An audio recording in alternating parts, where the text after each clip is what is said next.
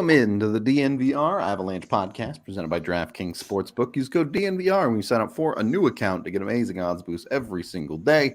Rudo, Jesse, Megan, AJ, all four of us coming to you live 2 days before the All-Star Game, but only 1 day before the All-Star Skills Competition, which, let's be honest, the Skills Competition is the only thing anybody cares about. So that's the actual interesting part. The NHL, memeing my titles, as always, just trying to talk about someone who didn't make it into the All-Star Game that deserved to, and the NHL ends up sending them at the last second. So good for Rasmus Dahlin, I guess. He gets what he deserved as one of the best defensemen in the league this year.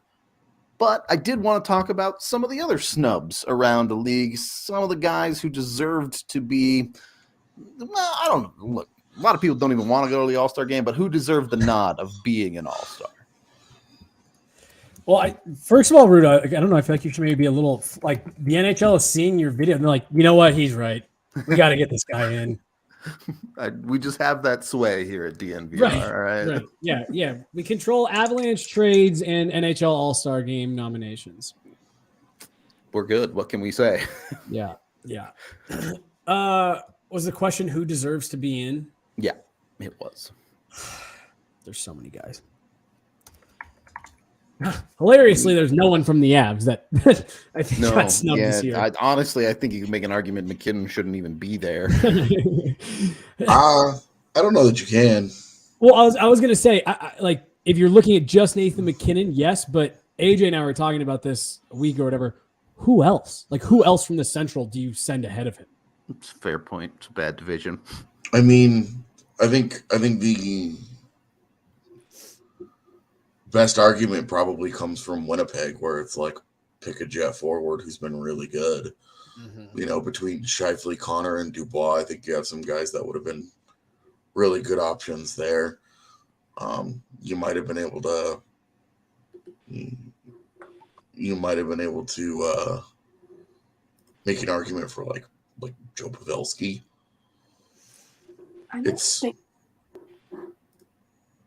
What? Sorry, you weren't finished. I was waiting. You're good. Go ahead. I don't think he should go in place of Nathan McKinnon, but I did think Jordan Kyrou maybe over Tarasenko. Tarasenko was a really weird. Yeah. From St. Louis, like, are you sure you've watched the Blues this year? Yeah. Burakovsky was my one. I don't know what his health status is right now, but he was my one that I thought he should have replaced Matty Beniers. I think it's funny that given the season that Seattle's having, they're the only team that does not have a representative at the All-Star Game now because Beniers got hurt. And I thought, sure, it's not like Burakovsky's having an unbelievable year or anything, but I guess he's having a better year than Tarasenko. I mean, like, look, most of these guys on these All-Star rosters aren't having like that great of years. Like, I'm with AJ hard on the Clayton Keller having more All-Star appearances than Mikko Rantanen is laughable. What you're saying is because I understand where they're coming from in a look. If you want a fan of certain teams to tune into the All-Star Game, sending one of the guys, having Seth Jones go for Chicago, it makes sense, right? Like, that's a huge fan base that a few of those people just might tune into your All-Star weekend because Seth Jones is there. Well, yeah, because I just think they've made the roster so small. Mm-hmm. They've messed that it's like with that rule in place, you naturally are just leaving out really good players having great years, and that's how you do end up with Clayton Keller making an All-Star Game every single year for 5 years. Because who's going to make it from Arizona next year? I guess it could be Connor Bedard, but like that's you're just kind of. It feels like they're putting the focus in the wrong area on the All-Star Game. Yeah, because like you said, AJ, like Gary Bettman talks about that. Like we don't ever want to give a fan base a reason to not tune in. So like I'm with you. Like I get that. I'm on board with that. I just I have not an issue. I don't actually care, but like I just have an issue with the format and the way that they've gotten these rosters too small. Dividing it up by division, I think, has become like a little bit too like nuanced. And Rudo, like you said at the top, and I've said this on several shows, so I'm not going to like get into it, but like I just think they need to expand skills. Just do 2 days of skills, make it a longer thing, do different events, add more into it, and then there really isn't like a limit to who all you can bring. In terms of like numbers, Zamboni is so distracting. I've like this has always been one of my like soothing things to watch chewed up ice get resurfaced. No, hard like, agree. I love it. Yep. It's seriously like Zen. Seriously, morning skate when like the injured guys skate and then they'll sometimes clean the ice before the main group gets on. I'm just like plastered on the glass as it goes by. Like, oh yeah, that is some fresh ice. Like you got signs cheering on the Zamboni. Clean it, clean it. I love it. With a real snub from the All-Star Game, the Zamboni drivers. All right. Yeah, no, so I'm all about it. I do think it is interesting. I want to get into this conversation a little bit more in the second period. I want to stick with guys who probably deserve to be there, though. In the East, you have someone like Tim Stützle. Doesn't make it despite having over a point per game season going on right now in Ottawa. You have someone like Cole Caufield, which I think there's less of a case for, but he is a guy with 26 goals on the season so far. And then got hurt. Yeah, sure. I mean, would have had to have been replaced anyway. Everyone suddenly gets hurt when the All-Star Game comes up. Like, but I guess Mitch Marner did make it. Without having okay. I mean, Ryan Nugent-Hopkins has 60 points in 50 games, and like nobody cares. Yep. So the Oilers have 3 guys anyway. Right. It's weird that it's not Stuart necessarily the All-Star Game, and it's just the player that we picked from your team game. Yeah. And then, like, so... Zach Hyman, too. Oh, my God. I'm actually shocked that they, after the John Scott thing a few years ago, are still doing the fan voting. I'm not. One, because you leave the door open for that. But two, like, again, like fan vote isn't all-star. That's not the best player. It's just fan vote.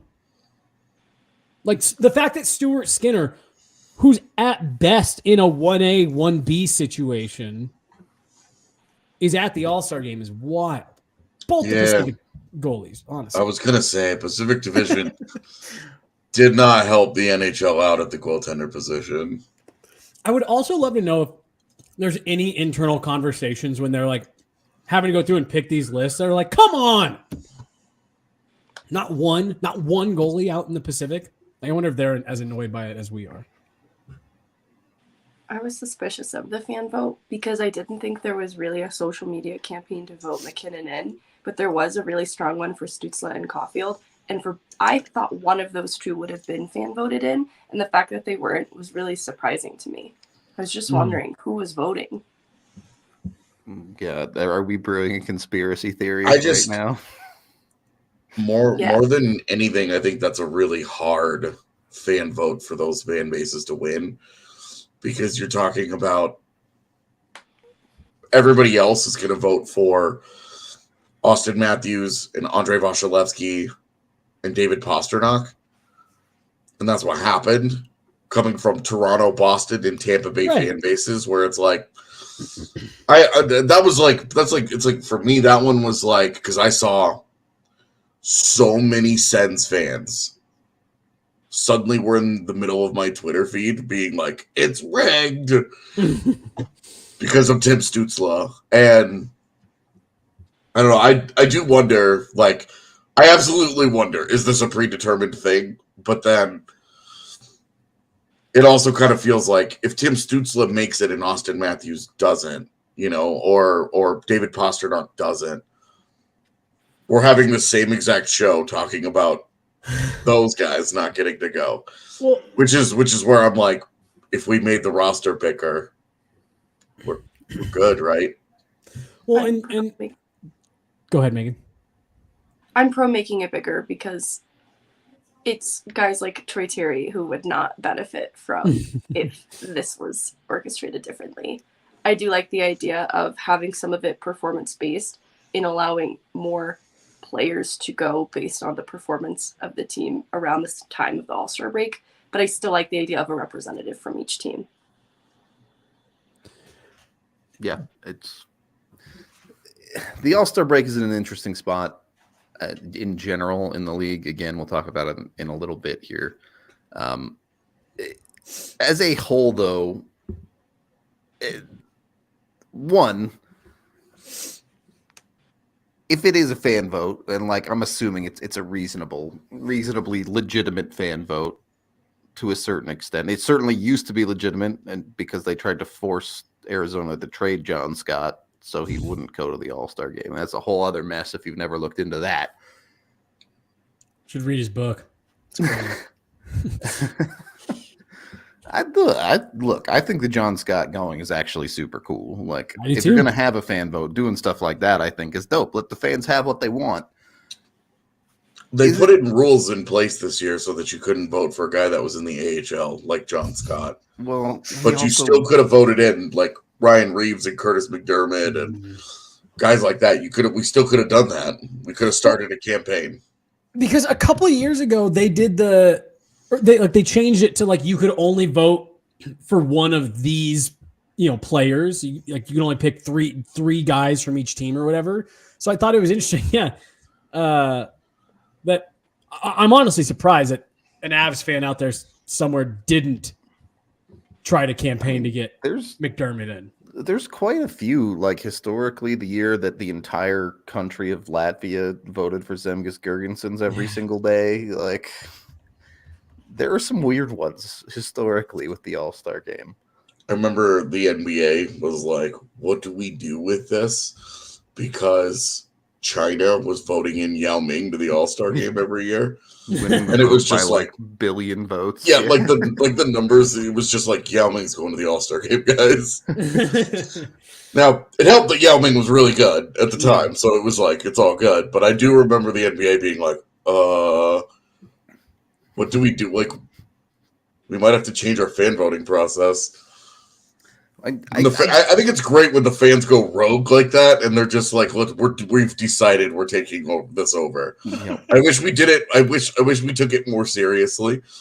I wish we, as people in the community, had decided, "Hey, let's send somebody like, Adrian with the whole send Kadri to Vegas thing last year was super cool."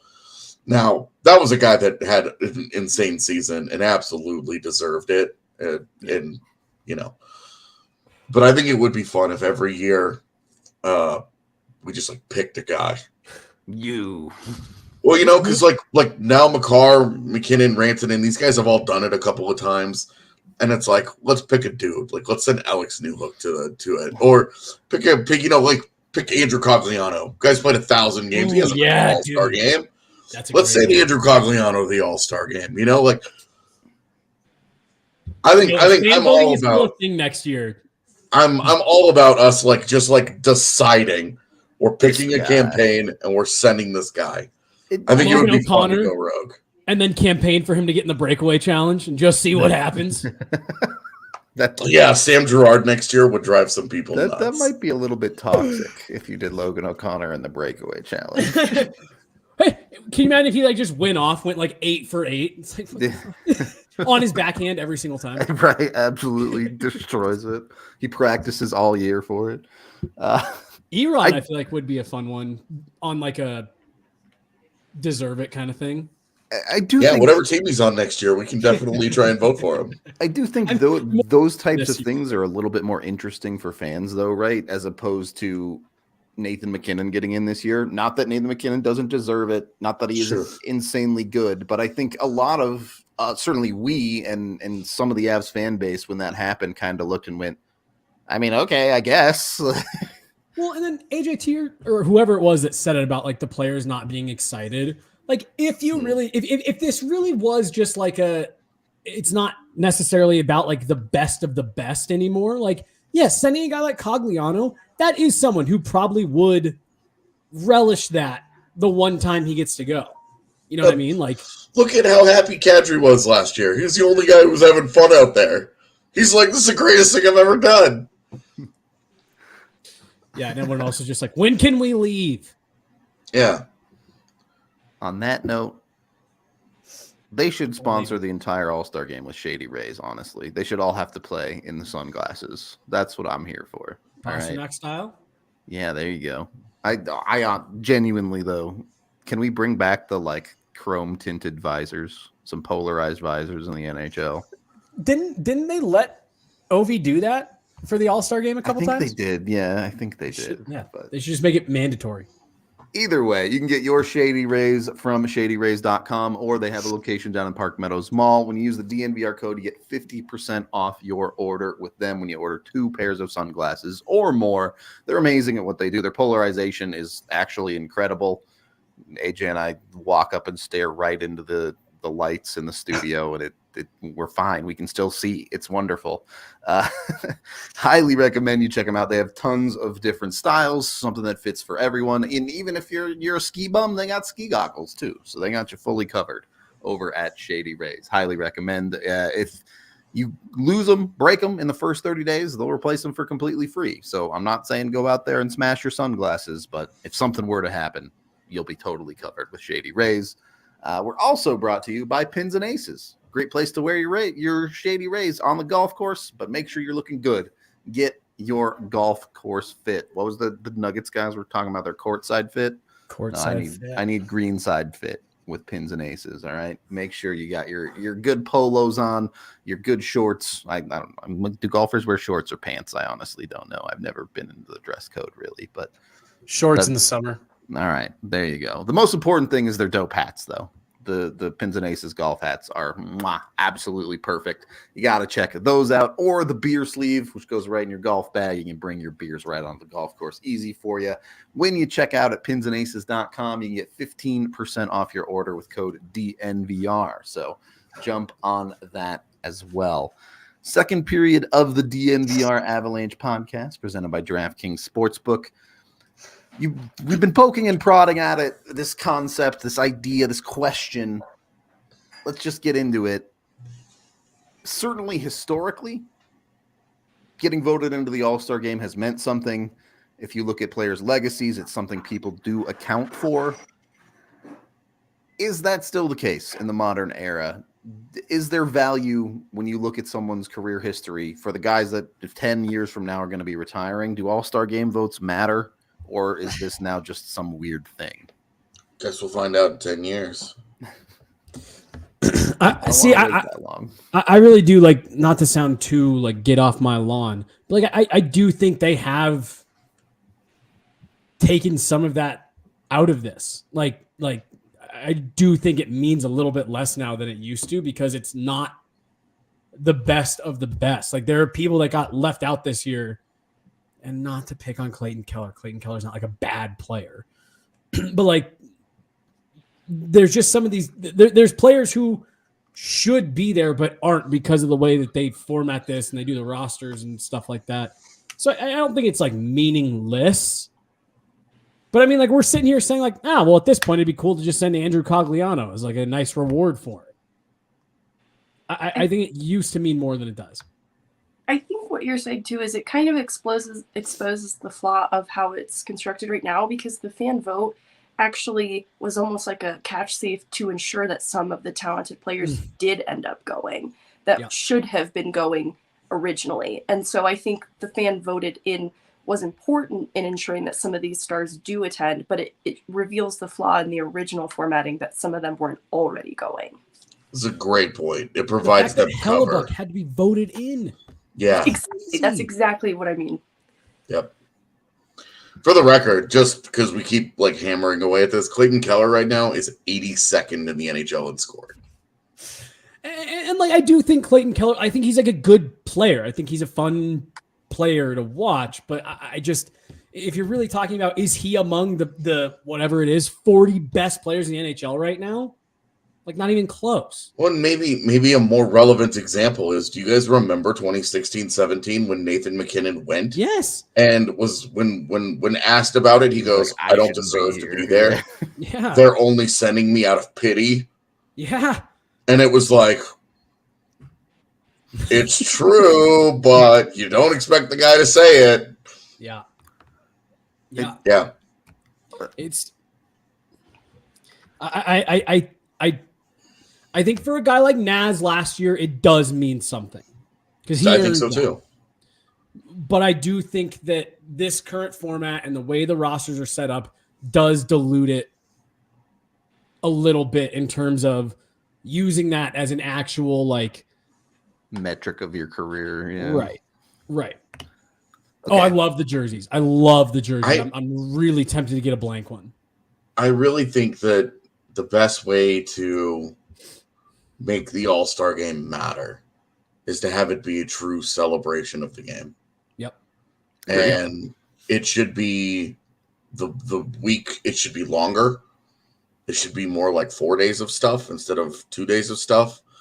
But it should be the NHL All-Stars. It should be the AHL All-Stars. It should be the KHL All-Stars. Maybe not right now the KHL All-Stars, but you know. In theory. A global event. Exactly. And you should have all the best women's players there competing in skills challenges. If they were all playing in the same league, I would just be like, just bring their all-star team. Like, you know, I think you just open it up, make it a huge tent and say, we're celebrating the game. Bring in a couple of the top like junior guys. See, I think you should have the top prospects game at All-Star Weekend. Yep. I love it. And then going a step further, and this is a larger discussion about my issue with the NHL NCAA agreement, but like I'd love to see some of the top college players there as well. You know, the top prospects. Again, like you're talking about women's hockey, you could do international, you could do collegiate. You know, one of their 9 pro leagues at this point. Just bring them all. AHL. I don't know ECHL. I think you're kind of running into the fringes there, but well, and that's where it's like how like if you do invite the KHL All-Stars, do you invite the SHL All-Stars? Like how deep do you go? Where do you draw the line? For right now, with the KHL situation being what it is, I'm cool just being like, we're just gonna cut it off in North America. Right. But again, I seriously, you know, if you ask me 5 years ago, I mean, honestly, I would love that. The KHL All-Star Game is always insane if you've never seen highlights from Yeah. it. Stuff goes on Yeah, it gets a little wild out there. when sticks are getting lit on fire. All right. Right. But Yeah. like there's insanely skilled players in that league. Like insanely skilled players in that league. I mean, you think about some of the really skilled individual guys who have not, like, their all-around games don't develop, but you get, like, they're in just incredibly talented hockey players, and I just think it would be cool to make it a really big tent and just bring everybody in for a weekend of like, hey, we're gonna just show it all off, and it doesn't have to be necessarily skills competitions, but like you could throw in there, you know, oh, the AHL guys are going to play the college guys or whatever, you know, or you could even have like a high level college game gets played at All-Star Weekend. Yeah. So You know, like send a couple of your blue blood powerhouse programs, hope that they're still good that year, and like, I mean, throw like a Minnesota Duluth in Minnesota at the All-Star game. at what point are you just wanting to have a break in the middle of the season for the World Cup of hockey? Yeah. I don't know. I think I think stuff like that is tough mid-season.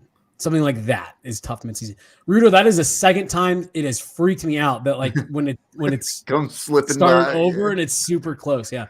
I just want to throw this in there real fast. AJ, you were talking about like guys whose overall games don't develop, but they're crazy talented. Nail Yakupov to this day is one of my favorite people to watch at practice because he was just so much fun to watch with an empty sheet of ice and a bag of pucks.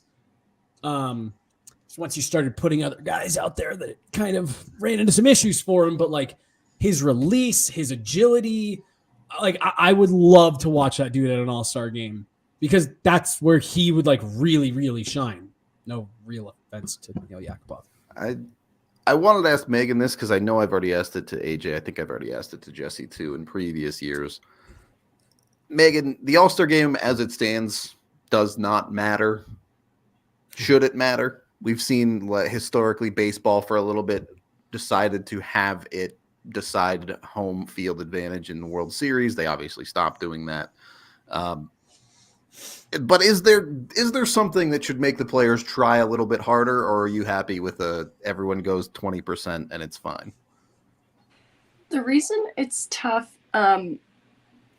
to incentivize like in points or standings is because of hold on, I just lost my train of thought.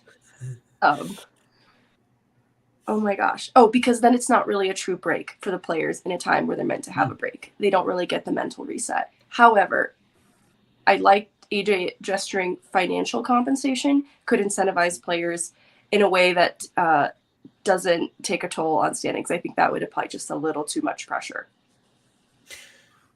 I'm with you 100% on that. And like the thing that annoys me, because they announced that the winner of each skills competition contest, however you want to call it, will get $30,000. And I saw a bunch of people in that thread that they were like, "Oh my God, you're giving these guys more money? Oh, they better be donating every last dollar," and blah blah blah. It's like, look, man, the NHL is trying to figure out a way to make this something watchable. It's supposed to be a celebration of the game and blah blah blah. And it's just it drives me nuts that that's where some people go. I think it's a really important point that Megan makes about the reset. Like, This is time away for these guys. And they're being asked, they've got a whole team of guys that's off and on vacation right now, that's spending time with families, that's catching up before the sprint that is the last portion of the regular season that they're not getting. They're down there doing media obligations because it's not, I mean, Jesse, you were at the All-Star game last year. You know what that's like, where it's like, you get up and, okay, there's a media availability here. Like, it's like they're just constantly being made available and they're being thrown in front of the league. They're being asked to do things. And it's a more chaotic time for them than even game days are, like regular, like during the season. And so they go from the grind to a different grind. Yeah. Now, this is where the bye week has been great because just adding in that on top of it, all the guys that are at the All-Star game for the Avs this week got to have a week off. They got several days where they got to be on their own. But I do think it is a really important point that this is supposed to be time off for these guys. And as much as I'm like, make it bigger, but it's a bigger obligation for everybody involved. And I can understand why they wouldn't want to do that. Well, so I think just building on both those points, I actually think AJ making it longer would allow to build in more of that where it's like, you don't have to be so crazy. Cause what was really striking to me last year, now I have to say, I think that it should always be in Vegas just because of the infrastructure of the city and where the arena is and the hotels, because they didn't have to have all kinds of stuff in apparently a bunch of the festivities this year are like 20-25 minutes from the arena by car. So it's like, it's out of the way. It's tough for the players. And to your point, AJ, like the media day that teams do at the beginning of the season, that players, again, it's tough because they have to go in for a full day, and it's nothing but answering questions, taking pictures, being on video. Like it's everything media related. And they have to do that for 48 straight hours of the All-Star game, and then mix in the skills, and then mix in the actual games themselves. So it really is. It's super chaotic. So I'm glad you brought that up, Megan and AJ, the points that you kind of added on there. It's just like, I think all three of the guys for the Avs just went down to Florida early to spend their bye week down there so that they didn't have to be traveling later in the week and stuff. And yeah, I just think that if you're going to keep this format the way it is, I think you need to have it in desirable locations so that it's not such a burden for the players to get there in the middle of January. Like, I think it's nice they're having it in Florida. And then, yeah, if you're going to have it this way, you have to have the bye weeks on either end. It's just, it's too hard for the players that are going. I like the idea of a longer All-Star week or whatever you want to call it, because I think you could then have the players fly in. They can do all their media that day. They do their event the next day, and then they leave. Right. It becomes just a 2-day thing for them, and they Or can spend even, the rest of their break doing whatever. But even if they are going to stay, like, have it be one of those things where it's like, yeah, you take part in this event at noon, and then the rest of the day is yours, and you have an event tomorrow at 11. You know what I mean? Like, stuff like that. I just think if you extend it, you could actually make it a little bit lower impact on the players, in my opinion. Yeah, I mean, I don't think it's actually that high impact when it comes to physical exertion or anything, but no, certainly give the players the break that they want. Yeah, the chaos of the weekend, though. Yeah, agree. The hockey player is well known for loving being in front of the camera talking to media. So, yeah, all they want to do is be at the rink, and that's like the one thing they do the least at All-Star Weekend. Anyway, we are brought to you by the amazing people over at Green Mountain Dental Group. If you've got hockey player teeth, you can get them taken care of when it comes to Green Mountain Dental. When you get a cleaning, x-ray, and exam with them, you get a free Sonicare toothbrush so you can take care of your teeth at home as well. They're great at what they do. The best family dentist in the Denver metro, over in Lakewood, just 15 minutes from downtown. Go make sure you got nice pearly whites with them. And if you do have an accident that involves getting some teeth smashed in, Bacchus and Schenker might be able to help you. If you have an injury case, whether it's with a car accident, a ride share, at work, or any other situation where you're not at fault, you can dial 222-2222 for a free consultation from Bacchus and Schenker. They will get you all hooked up with what you need. The best part is it costs you completely nothing until you win your case. So there is no financial need for you to get with these guys and get what you deserve from your injury. Make sure, again, just press 2 for a while to get with them. They've won over $1 billion for all of their clients here in Colorado over the last 25 years. So they're very, very good at what they do. They've been doing it for a little while. Give them a call today. Third period of the DNVR Avalanche Podcast, presented by DraftKings Sportsbook. A couple of things I want to talk about here. This is more newsy type stuff. Bo Horvat is going to the All-Star Game as a representative of the Pacific, but will be wearing a New York Islanders jersey. He just met with media as an Islander for the first time at the All-Star Game. I know it's out there a bit, but teams, just when you said he'll be wearing an Islanders jersey, it sparked this thought. They are going to have all the players wearing their reverse retros for the skills, which it's fine. It's pretty cool. It's different. I know everyone loves this year's All-Star Game jersey, but I think historically people have very much stayed away from them and not liked them all that much.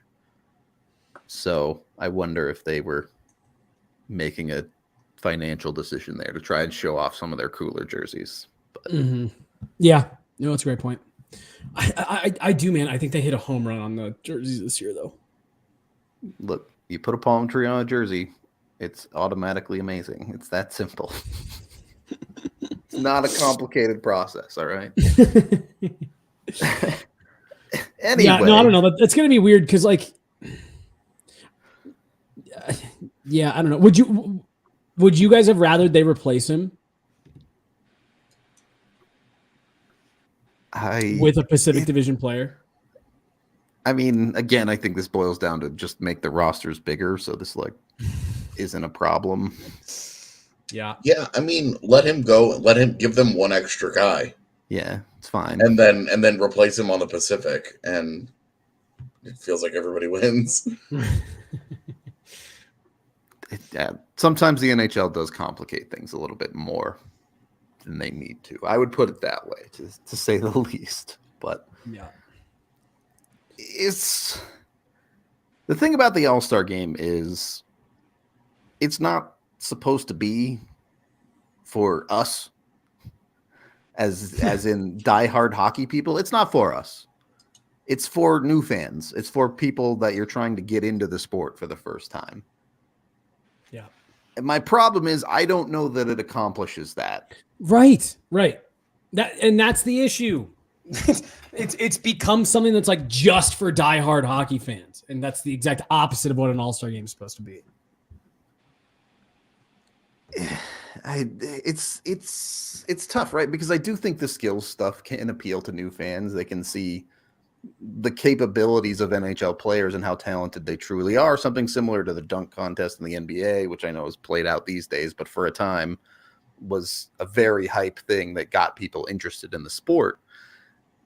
And then you have this All-Star Game, which is a thing that doesn't really represent what a hockey game looks like. Sure, I guess it's the same as overtime, and it can be fun, but you're not giving an accurate representation of the sport. And you have a bunch of people that aren't even like coming close to trying. I have a huge, I hate what they've done with, I think it's called like the breakaway challenge now, where it's just like, how silly can you get? Yeah. Or no, whichever I actually, the one where it's just one right after the other, I think that's technically the goalie like save streak competition. Yeah. That's my favorite event because that I think is like the most true. The players are trying to score and the goalies are trying really hard to make a save.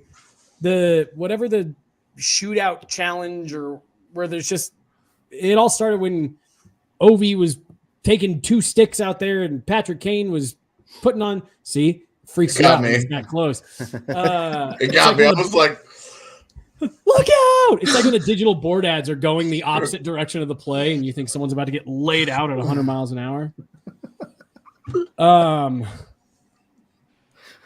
But yeah, like Patrick Kane did the Superman cape and all that stuff. And it was like funny for that 1 year. And now that's like all it is. And they don't even have NHL goalies in net for it.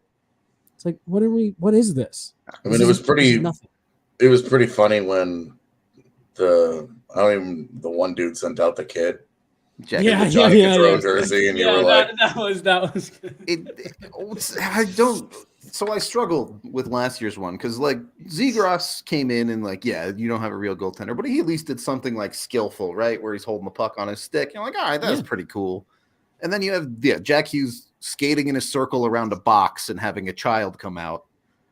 And then you have Alex Pietrangelo who just skates down the ice to a drum line and shoots the puck into the net. Like, yep. Maybe NHL players just aren't creative enough for that event. I don't know. It always just comes across as really awkward. Yeah. Right. Well, because it's like, are they supposed to just like for Alex Pietrangelo, he didn't even score. He had to like put the rebound back, and it's like, and he won, and he won the event. The fact that he won is like insane, but. $30,000, not well earned. Yeah. No, look, I'm still of the opinion that what they need to do is bring back the player picking draft, but everyone has to be Alex Ovechkin. They all need to do 8 shots before the draft. Just get them absolutely sloshed. Well, that's one of Hannah's. Bring back that draft, but do it with all the players that are there from the AHL and the women's players and everybody, all of them. I've needed the Meryl Streep gif at so many different points in this. When Megan was talking about the time off, AJ was saying making a celebration of the game, just her being all hyped in the crowd. That Ovi thing is like one of Hannah's all-time favorite NHL moments ever. Every now and then she'll just be like, can you pull up that video of Ovechkin at the All-Star game again? I need car. I need I car want so to be last. I need a car. She's laughing. She's in the other room. She's laughing just hearing us talk about this. I need cars so bad. I want to be last. Oh man. Yeah. It's just such a weird event. I don't even know, like, should this even be something where they try a little bit harder, or should this just be a total meme of an event? I'm full cosign on AJ's thing. Make it 4 days, celebration of the game, different small events, and I think that's how you get the most out of people. Like, I think players are down to go out there and give it 90% in a skills competition, as we're, I don't even think they're crossing 50% in an hour.